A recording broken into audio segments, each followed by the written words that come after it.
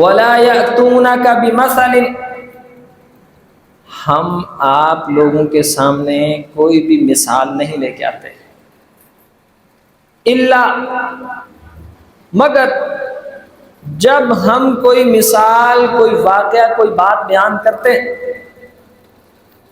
الا بالحق، حق کے ساتھ، وَأَحْسَنَ تَفْسِيرًا، اور ہم خود اس واقعے کی سب سے بہترین تفسیر کرتے ہیں۔ شان نہیں قرآن کی، یعنی قرآن حکیم نازل کر دینا ہی کافی تھا، لیکن اللہ کی یہ کمال رحمت اور شفقت ہے، جس قدر قرآن کے متعلقہ اللہ کی رحمتیں، اس کی عنایتیں، اس کی شفقتیں بڑھتی جائیں گی، اس قدر آپ پر اور مجھ پر قرآن کا حق بھی بڑھتا چلا جائے گا۔ سب سے پہلے میرے رب نے قرآن کی تفسیر کی، پھر جناب محمد صلی اللہ علیہ وسلم نے رہی باتوں کو کھول کھول کے بیان کیا، یہ بھی اللہ کا فضل، کیونکہ جناب محمد رسول اللہ کو بھیجنے والی ذات کون سی ہے؟ اللہ رب العزت۔ تیسرے نمبر پہ قرآن کی تفسیر کی صحابہ کرام نے، یہ بھی اللہ کا تیسرا احسان۔ ابن مسعود کہتے ہیں جب اللہ رب العزت نے نبی علیہ السلام کو اپنا آخری نبی چن لیا اور بنا کے زمین پہ بھیج دیا، پھر جس طرح عیسیٰ علیہ السلام نے فرمایا من انصاری الی اللہ قال الحواریون نحن انصار اللہ، عیسیٰ کے دوستوں کو، ساتھیوں کو، صحابیوں کو اللہ نے حواری قرار دیا ہے، ان کے دوست۔ جب نبی علیہ السلام کو مبعوث فرمایا، پھر نبی علیہ السلام کی رفاقت کے لیے، ان کے ساتھ دوستی اور تعاون کے لیے، ان کے ساتھ چلنے اور اٹھنے اور بیٹھنے کے لیے، ان کی حفاظت کے لیے، ان کے اس مشن کی تکمیل اور ترویج کے لیے میرے رب نے خود ایک جماعت کا انتخاب فرمایا، اس کو کہتے ہیں صحابہ کرام۔ یعنی سب سے پہلے اللہ نے تفسیر کی، پھر جناب محمد رسول اللہ نے تفسیر کی، پھر صحابہ کرام نے تفسیر کی۔ نبی علیہ السلام نے فرمایا سب سے بہترین زمانہ میرا زمانہ ہے، ثم الذین یلونہم، پھر اس کے بعد کے لوگوں کا زمانہ ہے، ثم الذین یلونہم، پھر اس کے بعد کے لوگوں کا زمانہ ہے۔ صحابہ کے بعد بہترین زمانہ تابعین کا، اور پھر تبع تابعین کا۔ اب یہ قرآن کے ایک ایک طبقے میں اللہ تعالیٰ نے مفسرین کو خود پیدا کیا، ان کے سینوں کو روشن کیا، ان کے ذہن میں۔ حضرت علی المرتضیٰ جیسے لوگ تو یہ کہتے ہیں کہ اللہ خود اپنے بندوں کو تدبر، فہم، سوچ، سمجھ اور بوجھ عطا فرماتا ہے، جس کے ذریعے سے وہ قرآن کے چھپے ہوئے ان خزانوں کو کھول کھول کے بندوں کے سامنے لے کے آتے ہیں۔ اور خود اللہ رب نے فرمایا ان علینا جمعہ وقرآنہ فَإِذَا قَرَعْنَاهُ فَاتَّبِعْ قُرْآنَهُ ثُمَّ إِنَّ عَلَيْنَا بَيَانَهُ۔ سورۃ القیامہ۔ ہم نے اس قرآن کو صرف نازل نہیں کیا، ان علینا جمعہ و بیانہ، یہ قرآن جس رب نے نازل کیا نا پیارے محمد صلی اللہ علیہ وسلم، وہ آپ کو یہ قرآن خود بیان بھی کرے گا، آپ کو بتایا جائے گا کہ اس طرح اس کو پڑھیے، یہ اس کا مقصد، اس کا مقصود، اس سے مراد ہے۔ فَإِذَا قَرَعْنَاهُ فَاتَّبِعْ قُرْآنَهُ، جب قرآن پڑھا جائے آپ اس کو فالو کرتے جاؤ بس۔ یا دوسرا معنی، جب جبرائیل امین ہمارا پیغام آپ کے پاس لے کے آئے نا، جیسے جیسے وہ آیت پڑھتے جائیں آپ بھی پڑھتے جائیں۔ سبحان اللہ۔ سمجھیے اس بات کو، کوئی شخص اپنی عقل اور سمجھ اور سوچ بوجھ سے یہ سمجھ بیٹھے میں آن لائن یوٹیوب سے ویڈیوز دیکھ کے 8 10 15 تقریریں سن کے خود سے قرآن کے صحیفوں کو دیکھوں گا اور پڑھنا شروع کروں گا اور ماہر بن جاؤں گا، غلط نہیں بنے گا، نقصان کرے گا، بہت بڑے گھاٹے میں جا کے گر جائے گا۔ فَإِذَا قَرَأْنَاهُ فَاتَّبِعْ قُرْآنَهُ، جب ہم قرآن پڑھیں آپ پیارے محمد ساتھ ساتھ پڑھتے جائیں۔ قرآن اول دن سے لے کر خاص طور پہ والدین سے میں گزارش کروں گا، آپ کے بچے قرآن یقیناً پڑھتے ہوں گے، آپ خود پڑھتے ہوں گے۔ قرآن سیکھنے اور سکھانے کا، پڑھنے اور پڑھانے کا، حفظ اور یاد کرنے کا، تفسیر اور ترجمہ سمجھنے کا اولین طریقہ یہی ہے کہ استاد پڑھے اور شاگرد پڑھتا چلا جائے، استاد سمجھائے اور شاگرد سمجھتا چلا جائے، ایک پڑھے دوسرا اس کے ساتھ دور کرے، اسی طرح ایک ایک آیت کو پڑھا جائے، سیکھا جائے، سمجھا جائے، پھر یہ آپ کے سینے کی زینت بنے گا، ورنہ نہیں بنے گا۔ عبداللہ بن مسعود کہتے ہیں رضی اللہ عنہ، اللہ، اور ابن عباس بھی یہی کہتے ہیں۔ عبداللہ بن مسعود کہتے ہیں، میری طرف توجہ، فرمایا میں نے نبی علیہ السلام سے 70 صورتیں خود ان کانوں سے سن سن کے حفظ کی، 70 صورتیں۔ یہاں سے سوچ کے یوں لگتا ہے نا کہ پھر اللہ کے رسول صلی اللہ علیہ وسلم کا کوئی مدرسہ تھا؟ اللہ کے رسول علیہ السلام ان کا زمین میں سب سے بڑا کام یہی تھا کہ ایک ایک صحابی کو قرآن پڑھاتے تھے؟ جی، اللہ کے رسول صلی اللہ علیہ وسلم نے ہی فرمایا خیرکم من تعلم القرآن وعلمہ، تم میں سے سب سے بہتر وہ ہے جو قرآن سیکھے اور سکھائے۔ یہ جو سیکھنے اور سکھانے کا تعلق ہے زمین میں سب سے بہترین تعلق ہے۔ جب کوئی اس کام پہ لگ جاتا ہے اللہ اس کے باقی کاموں میں برکت اتنی ڈالتا ہے کہ باقی کام آٹومیٹک ہو جاتے ہیں۔ اگر یقین نہ آئے تو اس حدیث کی طرف جائیے، من کانت الآخرۃ ہمہ، جس بندے کو آخرت کی فکر لگ جاتی ہے، جس کی ٹینشن آخرت بن جاتی ہے، جعل اللہ غناہ فی قلبہ، اللہ اس کو اندر سے امیر کر دیتا ہے، اس کا سسٹم ہی ایسا بدل دیتا ہے، مشکل سے مشکل حالات میں خوش رہتا ہے، خوشحالیاں نظر آتی ہیں دنیا سمیٹ کے، اور فرمایا ہم اس کے سارے کام سمیٹ کے اس کے پاؤں میں جمع کر کے لے آتے ہیں، لے تیرے کام اور تیری دنیا۔ اس کا مطلب وہ بندہ جس کو اپنے کسی کام کی جلدی نے مجبور کیا ہوا ہے اور وہ نماز میں چوری کرنے کے چکر میں پھر رہا ہے، ڈنڈی مارنے کے چکر میں پھر رہا ہے، نفلوں کو بائی پاس کرنے کے چکر میں پھر رہا ہے، سنتوں کو چھوڑنے کے چکر میں پھر رہا ہے، ایک سپارہ پڑھتا تھا آج آدھے کی پلاننگ کر رہا ہے کیونکہ کام بڑے ہیں۔ ایک بچے سے پوچھا میں نے تیرے امتحان ہو رہے ہیں، قرآن پڑھا؟ کہتے نہیں کیونکہ میرے امتحان ہو رہے ہیں۔ اچھا، یعنی قرآن تیرے امتحانوں میں رکاوٹ تھا؟ سوچ کا فرق ہے۔ اچھا میں نے پوچھا پھر آپ نے نمازیں پڑھی 5؟ کہتا ہے 5 نمازیں تو پڑھی۔ میں نے کہا پھر 5 نمازوں نے تیرے امتحان میں 2 گھنٹے کا نقصان کر دیا؟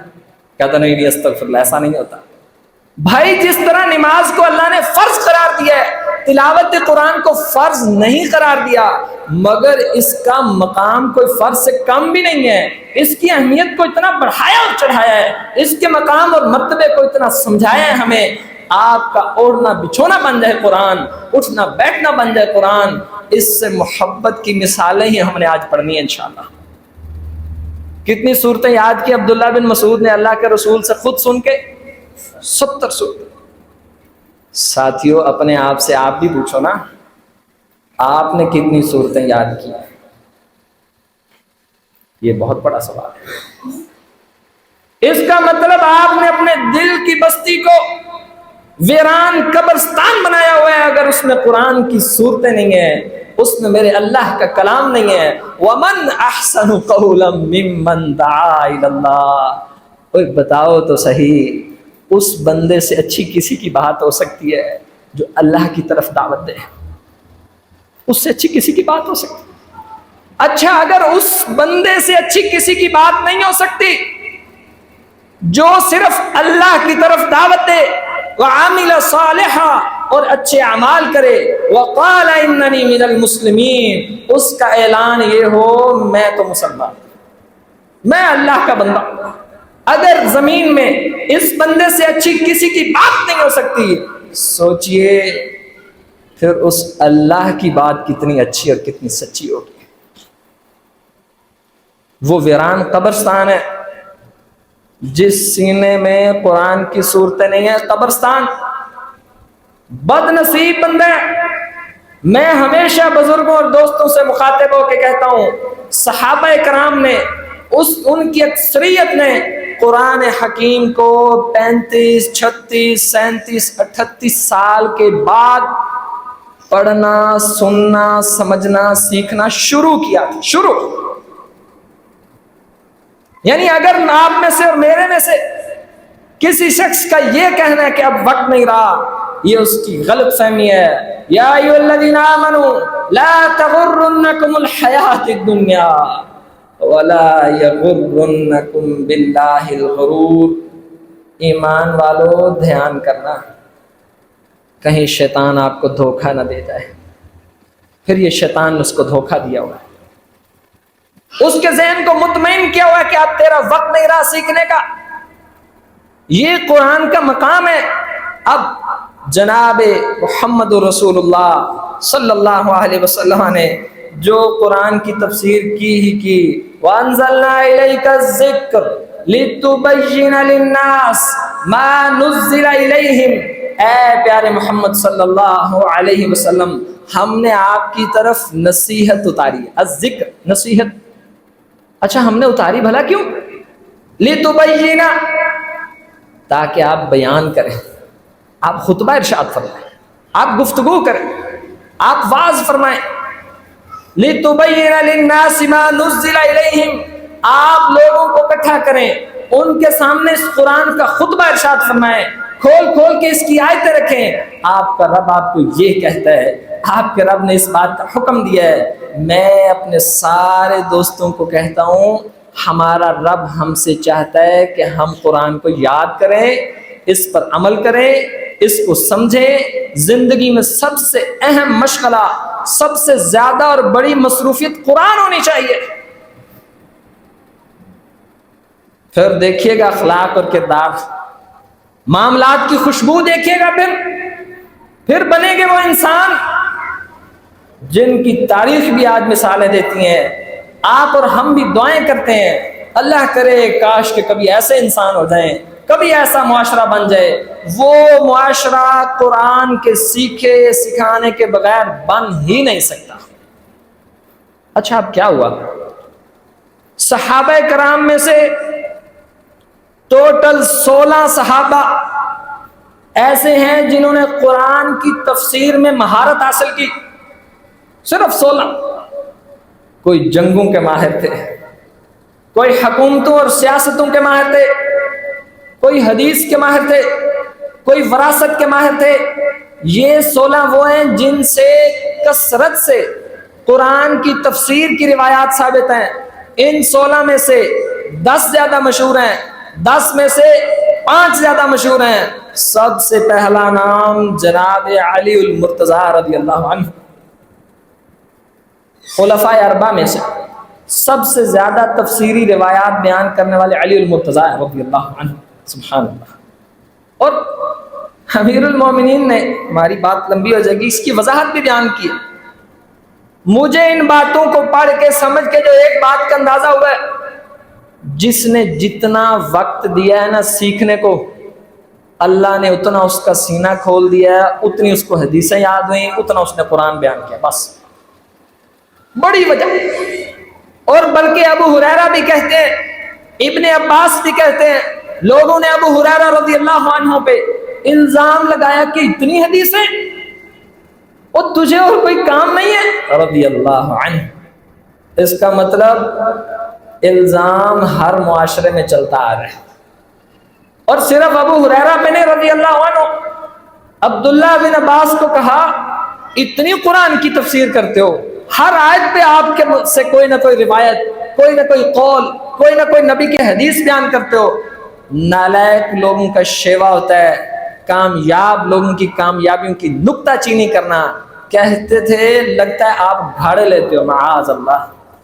ان دونوں اصحاب رسول نے ایک ہی جواب دیا، لوگوں جب آپ اپنی دکانیں کھولتے تھے، اپنے کاروبار پہ جاتے تھے، مار کے اور جنگیں لڑتے تھے، بیوی بچوں کو وقت دیتے تھے، آپ کی مصروفیتیں ہوتی تھی، آپ کی دوستیاں اور تعلق ہوتے تھے، آپ کے مہمان ہوتے تھے، آپ کے جنازے اور خوشیاں ہوتی تھی، آپ کی شادیاں اور غم ہوتے تھے، دنیا کے کام کاج ہوتے تھے یا دین کے کام کاج ہوتے تھے، آپ ان چیزوں کو بھی وقت دیتے تھے۔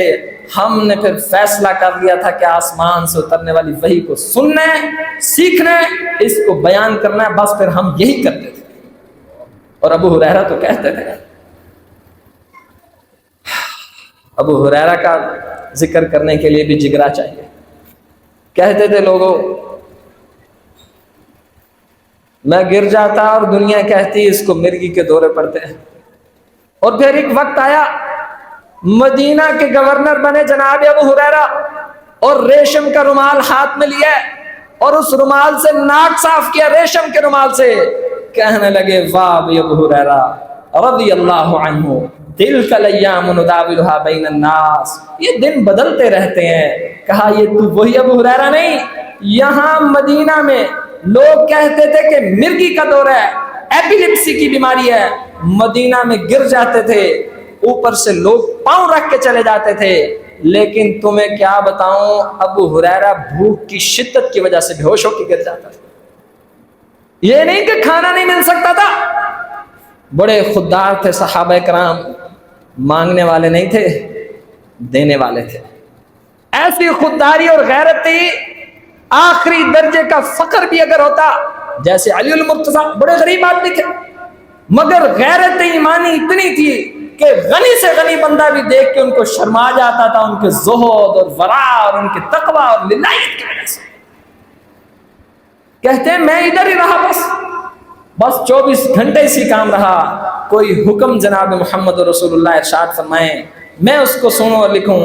عبداللہ بن عباس صحابہ میں سے تفسیر قرآن کی کرنے والے، سب سے زیادہ روایات کرنے والے، پہلا نام جناب علی المرتضیٰ رضی اللہ عنہ کا ہے، اور دوسرا نام جناب عبداللہ بن عباس کا رضی اللہ عنہ، تیسرا نام عبداللہ بن مسعود کا رضی اللہ عنہ۔ میرا دل کرتا ہے کہ عبداللہ بن مسعود کی جسم کی کیفیت بھی آپ کو بتاؤں، لیکن موضوع نہیں ہے، سب کمزور لوگ۔ بلکہ عبداللہ بن عباس کے پاس مکہ کے اندر 5 لوگ، مجاہد، اکرمہ، سعید بن جبیر، یہ بڑے بڑے تابعین، جتنے تفسیر کے سب سے بڑے امام، آپ کوئی تفسیر کی کتاب اٹھاؤ آپ کو روایت ملے گی مجاہد سے، عطا بن ابی رباح سے، اکرمہ سے، 5 کے 5 غلام تھے، غلام۔ ایک محدث کہتے ہیں علم جسم کی راحت سے حاصل نہیں ہوتا، آسانیوں سے علم حاصل نہیں ہوتا، شرم کرنے والا علم حاصل نہیں کر سکتا۔ علم حاصل کرتے ہیں بڑے لوگ، بڑے ویژن والے، قربانیاں دینے والے، فیصلہ کرنے والے، پھر دنیا کو ٹھوکر پہ رکھنے والے، پھر آسائشوں کو چھوڑ دینے والے، پھر ذہن کو سمجھانے والے کہ بس اللہ کا دین پڑھنا ہے۔ اللہ پھر ان کے دلوں میں اپنے اس قرآن کو، اپنے اس نور کو جگہ بھی عطا فرماتا ہے، اللہ ان کو دنیا میں عزت بھی دیتا ہے۔ عبداللہ بن عباس رشتے میں نبی علیہ السلام کے چچا کے بیٹے، تفسیر میں ترجمان القرآن، مفسر قرآن، حبر الامہ، امت کا سب سے بڑا عالم، یہ ان کے القابات ہیں صحابہ۔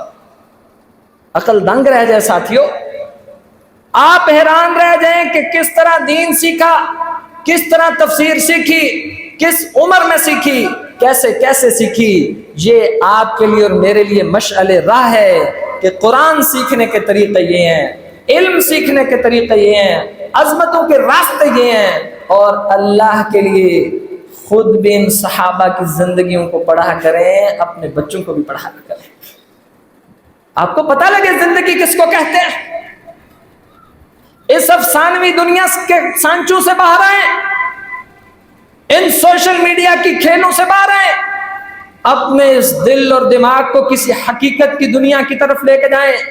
شیب ابی طالب کے دوران عبداللہ بن عباس پیدا ہوئے، نبی علیہ السلام کا مبارک لعاب دہن ان کو نصیب ہوا، یعنی کہ 10 نبوی کے اندر، اور جب جناب محمد رسول اللہ صلی اللہ علیہ وسلم دنیا سے تشریف لے گئے، اس وقت تک عبداللہ بن عباس کی عمر تھی صرف 13 سال، صرف 13 سال۔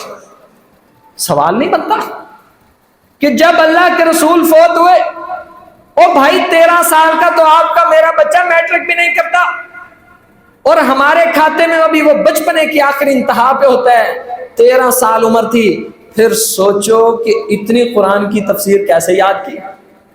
حبر الامہ، امت کا سب سے بڑا عالم، ترجمان القرآن، قرآن کا سب سے بڑا ترجمان، تفسیر سب سے زیادہ کرنے والے عبداللہ بن عباس، جب جناب محمد رسول اللہ صلی اللہ علیہ وسلم دنیا سے گئے، صرف 13 سال عمر تھی۔ سوال تو بنتا ہے کہاں سے آیا اتنا علم؟ اس کا جواب پھر دیتے ہیں۔ عبداللہ بن عباس کے بارے میں حضرت عمر رضی اللہ عنہ فرماتے ہیں کہ ہمارے نوجوانوں میں سے، اچھا یاد رکھیے، نبی علیہ السلام گئے 13 سال عمر، ابو بکر صدیق کی خلافت 2 سال چند ماہ، 13 اور 2 15، حضرت عمر کے دور میں ان کی عمر ہو گئی 15 سال۔ عمر فاروق فرماتے ہیں ہمارے نوجوانوں میں سے سب سے خوبصورت نوجوان، سب سے اچھا اخلاق۔ اس کا مطلب ہے قرآن آپ کا اخلاق بناتا ہے، قرآن بدتمیز نہیں بناتا کسی کو، قرآن آپ کو مثال بنا دیتا ہے۔ اور تیسری بات، ہمارے نوجوانوں میں سے قرآن کا سب سے بڑا ماہر عبداللہ بن عباس، حضرت عمر کا قرآن۔ آپ کو پتہ ہے نا عمر فاروق کس شخصیت کا نام ہے؟ جو کسی عام چھوٹے موٹے قد کاٹ کو تو کچھ سمجھتا ہی نہیں، اللہ بڑا بندہ بڑا ہوتا ہے۔ یعنی حضرت عمر کا ایک 15 سال کے نوجوان کے بارے میں یہ کہنا اتنی بڑی شہادت ہے کہ جس کی کوئی انتہا نہیں۔ اور آگے فرماتے ہیں لوگوں، یہ عبداللہ بن عباس بس صرف عمر میں چھوٹے ہیں، باقی ہر چیز میں ہم سب سے بڑے ہیں۔ قربان جائیے کیا زندگیاں تھی۔ اور آپ کو اس کے پیچھے وجہ بتاؤں، عبداللہ بن عباس کی خالہ حضرت میمونہ رضی اللہ عنہا نبی علیہ السلام کی زوجہ محترمہ تھی۔ ان کو بچپن میں نبی علیہ السلام کی رفاقت ملی، ان کو بچپن میں نبی علیہ السلام کی 2 دعائیں ملی۔ نبی علیہ السلام نے ہاتھ اٹھائے، اللہم فقہہ فی الدین وعلمہ التاویل، اللہ اس میرے بیٹے کو دین کی سمجھ عطا فرما۔ دنیا کا مال نہیں، مال تو خود آ جائے گا، جب دین آ جائے گا مال تو مقناطیس کی طرح آ جائے گا۔ وعلمہ التاویل، اللہ میرے اس بیٹے کو قرآن کی تفسیر سکھا۔ والدین دعائیں کیا کریں اپنے بچوں کے لیے، آپ کی دعائیں بہت وزن رکھتی ہیں۔ نبی علیہ السلام کی دوسری دعا، اے میرے اللہ عبداللہ بن عباس کو علم بھی عطا فرما اور حکمت بھی عطا فرما۔ نبی علیہ السلام کے ساتھ ہی تو کمپنی تھی، بڑوں کی کمپنی، بڑوں کی کمپنی، سعادت مندوں کے ساتھ اٹھنا بیٹھنا، چھوٹی عمر کے بچوں کو بڑا بنا دیتے ہیں۔ حضرت عمر رضی اللہ عنہ اپنی مجلس شورا کے اندر اس بچے، اس نوجوان کو ضرور بٹھاتے۔ بڑوں نے اعتراض کیا، ہماری مجلس میں یہ بچہ بھلا سجتا ہے۔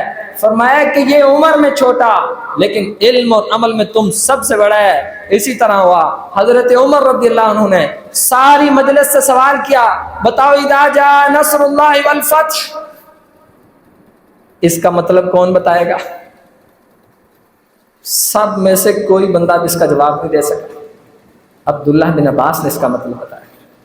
حضرت عمر نے سوال رکھا، ایود احدکم ان تکون لہ جنت، سورۃ البقرہ کی 266 نمبر آیت، کہ کیا تم میں سے کوئی پسند کرتا ہے اس کے پاس ایک باغ ہو اور اس کی اولاد بھی ہو اور خود بوڑھا ہو جائے، اولاد اس کی چھوٹی ہو اور اس باغ کو آگ لگ جائے، حضرت عمر نے سب کو جمع کر کے پوچھا اس کی تفسیر کون کرے گا؟ سارے خاموش۔ انما العلم بالتعلم، علم عمر سے نہیں، علم سیکھنے سے آتا ہے۔ ضروری نہیں کیا کسی کی عمر بڑی ہے وہ علم میں بھی بڑا ہوگا۔ عبداللہ بن عباس فرمانے لگے میں بتاؤں امیر المومنین؟ فرمایا اس کی تفسیر یہ دیکھیے، سنیے، اس کو کہتے ہیں فہم اور بصیرت، جب اللہ کسی کو عطا فرمائے۔ اس کی تفسیر یہ ہے، ظاہری طور پہ آپ کو یہ سمجھ نہیں آئے گی کہ یہ اس کی تفسیر کیسے ہے، اور یہ قرآن کا معجزہ ہے کہ عین ممکن ہے آپ کی اور میری عقل کچھ اور سمجھ رہی ہو لیکن اللہ کا اس سے مقصود کوئی اور ہو، اسی لیے قرآن کی تفسیر اپنی عقل سے کرنا جرم ہے، کسی کو اس کی اجازت نہیں۔ اور اصطلاحی معنی میں اس کو کہتے ہیں تفسیر بالرائے مذموم، یہ گناہ اور جرم ہے۔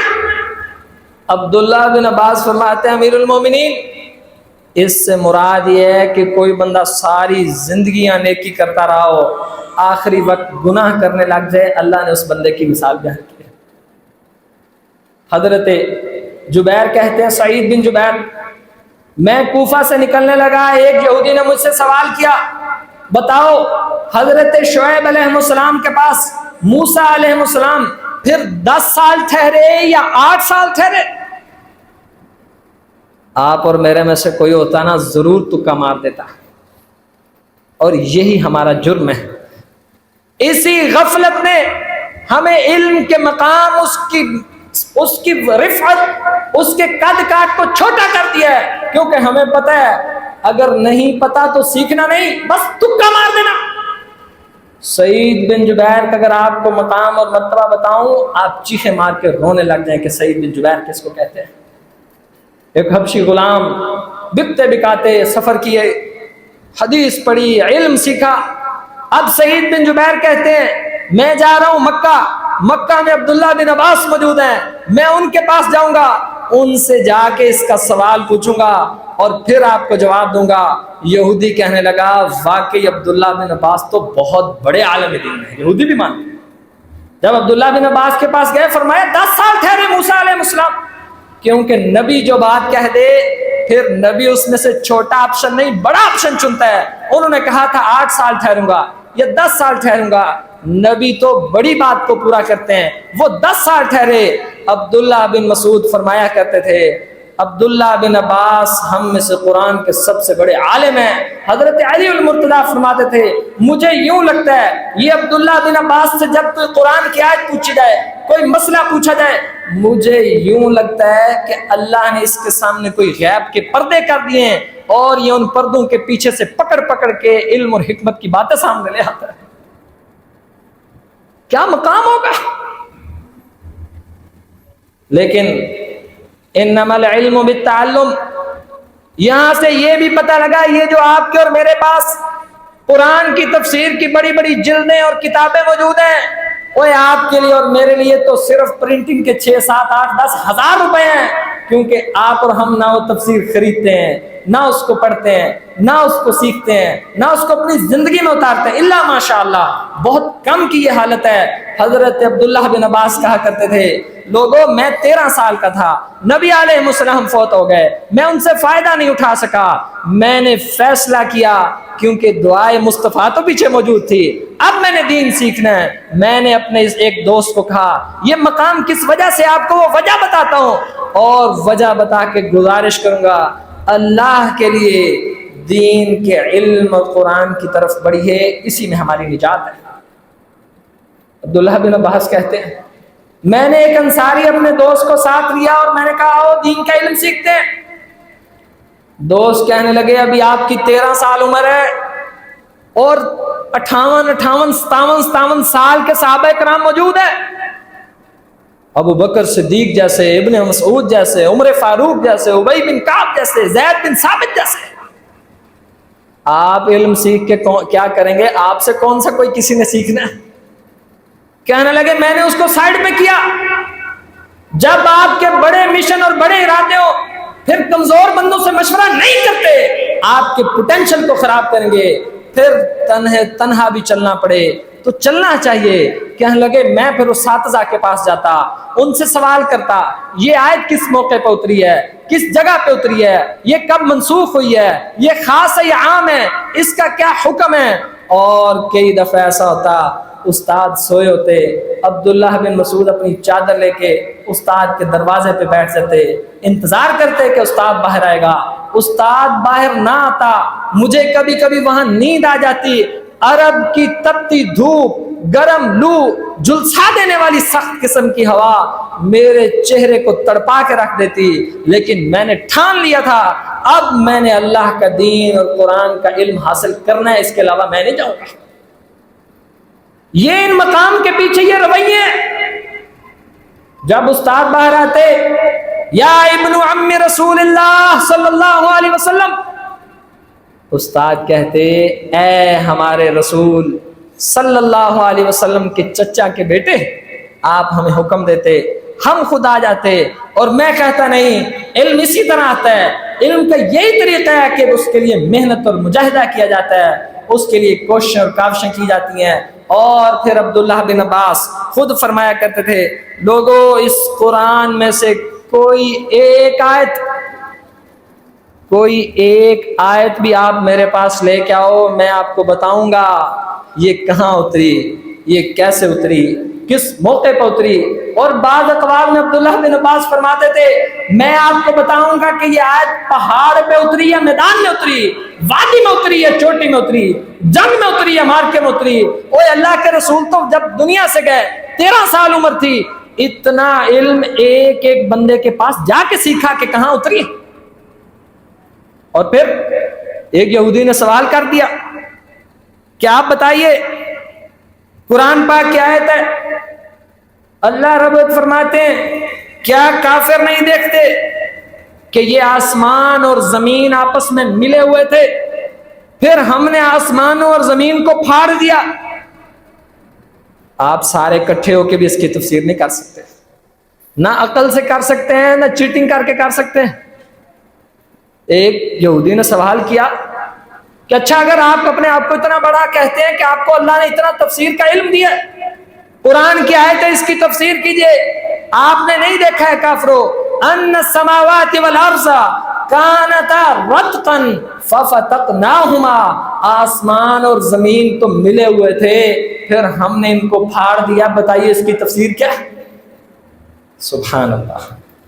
فرماتے ہیں آسمان خشک تھا اور ملا ہوا تھا، بند تھا، اللہ کا آسمان کو پھاڑنے سے مراد یہ ہے فَلْيَنظُرِ الْإِنسَانُ إِلَىٰ طَعَامِهِ أَنَّا صَبَبْنَا الْمَاءَ صَبًّا ثُمَّ شَقَقْنَا الْأَرْضَ شَقًّا فَأَنبَتْنَا فِيهَا حَبًّا وَعِنَبًا وَكَدْبًا وَزَيْتُونًا وَنَخْلًا۔ آسمان اور زمین تو بند تھے، آسمان کو پھاڑنے سے مراد یہ آسمان خشک تھا، اللہ نے بند اور خشک آسمان میں سے بارش نکال دی، اور زمین بھی بند تھی اور خشک تھی، اللہ نے جب آسمان سے بارش برسائی پھر وہ زمین پہ گری، اس بند خشک اور مردہ زمین میں سے اللہ نے درخت پیدا کر دیا۔ یہ ابن عباس ہے۔ ایک شخص ان کے پاس آیا، کہنے لگا میں آپ سے قرآن کی آیتیں پوچھوں گا، آپ نے اس کی تفسیر کرنی ہے عرب کے زبان اور شاعری کے حساب سے۔ سبحان اللہ۔ پہلا سوال کہنے لگے پہلا سوال آپ سے پوچھتا ہوں، سورۃ المعارج کی آیت پڑھی عزین عن الیمین وعن الشمال عزین، کہتے ہیں عزین کا مطلب بتائیے مجھے۔ عبداللہ بن عباس نے ایک شعر پڑھا عرب میں سے، اس کو جواب دے دیا۔ کہنے لگا دوسرا سوال، اس نے پھر آیت پڑھی اس لفظ کا مطلب بتائیے۔ عبداللہ بن عباس نے اب شعر پڑھا، شعر میں سے جواب نکال دیا۔ تیسری آیت پڑھی، اس کا شعر پڑھا، شعر میں سے جواب نکال دیا، وہ آیتیں پڑھتا جا رہا ہے، یہ اس کا جواب اس کی زبان سے، یعنی قرآن اور حدیث سے نہیں۔ اس سے سمجھ آئی عقل پرستوں کو، ملحدوں کو، اورینٹلسٹ لوگوں کو، استشراق کو پسند کرنے والے لوگوں کو، اسلام میں نکتہ چینی کرنے والے لوگوں کو، ان کو جواب قرآن اور حدیث کی بجائے ان کی عقل، ان کے لٹریچر، ان کے سائنس کے حساب سے دیا جاتا ہے۔ اللہ تعالیٰ آپ کو ہمیں قرآن کی محبت پیدا فرمائے، اس کی تفسیر کا علم عطا فرمائے، ہمارے بچوں میں بھی ایسا ذوق پیدا فرمائے، اس کے لیے محنتیں درکار ہیں۔ ھذا ما کان عندی واللہ اعلم بالصواب۔